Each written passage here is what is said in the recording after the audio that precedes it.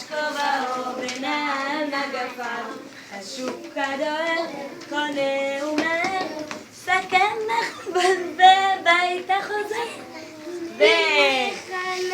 הנה חנזל.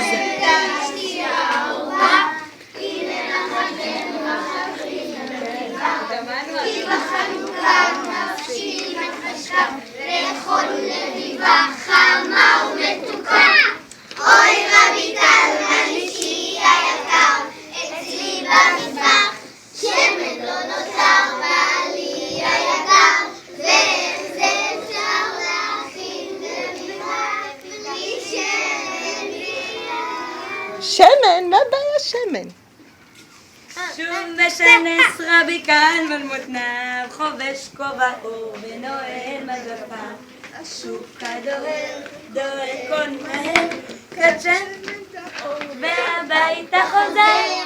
הנה חנזל אשתי אהובה, הנה השם מלכים לביבה, כי בחנוכה נפשי מחשקה, לאכול לביבה חמה ומתוקה.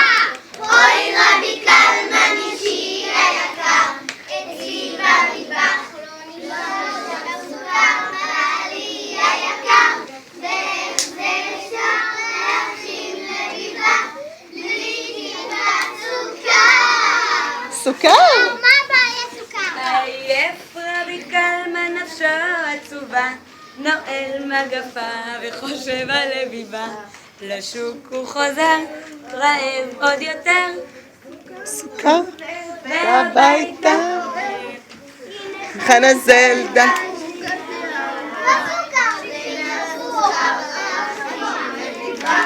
כי בחנוכה נפשי מחשקה, לאכול לביבה חמה ומתוקה.